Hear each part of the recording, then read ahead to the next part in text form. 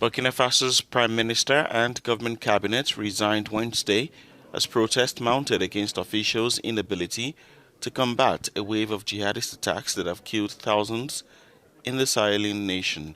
President Roch-Marc Christian Kabore, who had already changed his military leadership over the security crisis, accepted Prime Minister Mari Dabire's resignation according to a presidential decree. After his resignation, Dabire called on citizens to support the president and the new executive that will be put in place in a post on his Facebook page. The current government is faced with the frustration of the population. On November 27, hundreds of demonstrators descended on the capital, Ouagadougou, to denounce the inability of the government to counter the jihadist violence that has struck the country.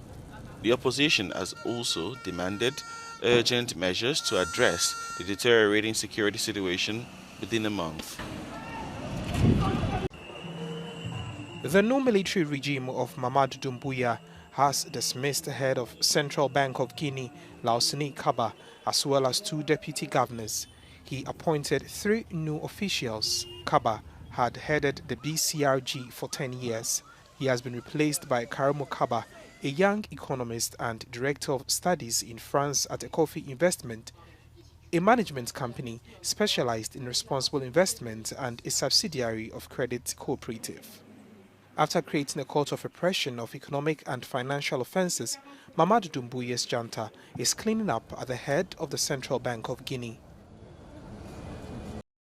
The current health crisis has revealed the dysfunctional nature of the health system in Africa. According to a new report from the Mo Ibrahim Foundation, one of the main challenges facing health system in Africa is lack of data. In some countries, the report further indicated that more than 50% of children in Africa do not have legal existence because they were not registered at birth. Moreover, on the continent, only 10% of deaths are officially registered against 98% in Europe. These low rates pose a problem at a time when countries around the world are meticulously recording people who have died from COVID. It's not possible to discuss about any recovery, economic, social, on the continent if only 6.8% of Africa's population is fully vaccinated compared to almost 70% in G7 countries. Another problem raised by the report is access to healthcare, which is already expensive on the continent. In 2021, only 10% of African countries offered free and universal healthcare to their citizens, and these include Algeria, Botswana, Burkina Faso, Gabon, Mauritius, Namibia, Rwanda, Seychelles, Tunisia, and Zambia.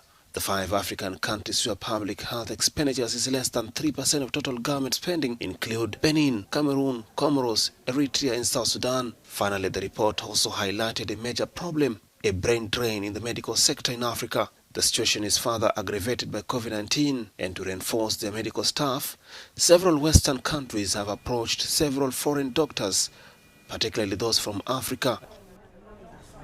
This is a case of the United States, which at the end of March 2020 recruited over 8,600 Egyptian doctors. 20% of Africa's born physicians are actually working in high-income countries, and the pandemic has only exacerbated the demands of high-income countries, specifically targeted to hiring foreign health workers, also in Africa. Each year, it is estimated that Africa loses about $2 billion to this brain drain. Likewise, countries such as the United States, the United Kingdom, Australia, and Canada are saving a total of $4.6 billion in training cost from hiring these African-trained doctors.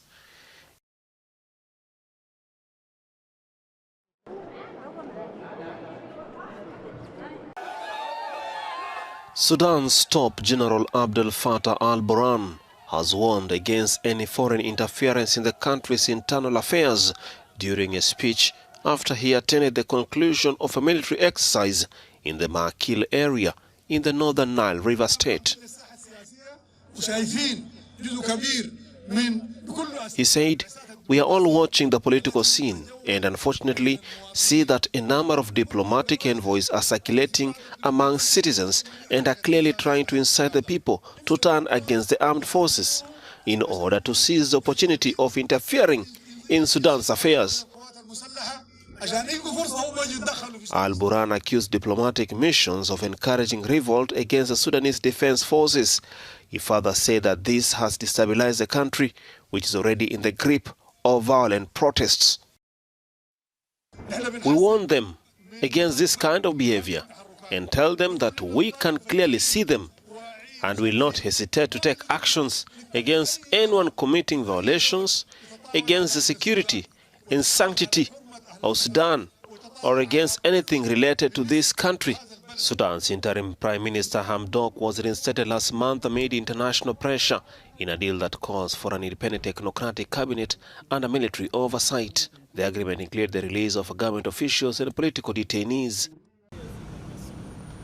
Hundreds of people in Uganda queued outside vaccination centers in the capital Kampala on Wednesday, a day after the country confirmed its first cases of the Omicron variant of COVID-19. The virus was detected in 7 travelers from South Africa and Nigeria who arrived at Entebbe International Airport on November 29 and are currently in isolation. Our concern is not so much like it used to be when the pandemic had just arrived in our country, because there are few cases and they are not being admitted because they are saying it's not severe like the way it used to be. At the Kampala Capital City Authority mass vaccination site, where first-timers reported for their first jab fearing the country could return to the scenes witnessed during the second wave of the pandemic. I didn't vaccinate from the first start, so today I decided to come. Because of the new COVID, after getting to hear the news of the new variants, I decided to vaccinate. Unfortunately, we've even been told by reports that actually its effects are not as adverse as even the Delta variant. So I don't think there's so much cause for alarm. It is something that we can handle as long as we follow all the SOPs and get vaccinated. Around 7.6 million doses have been administered in Uganda since the rollout began in early 2021.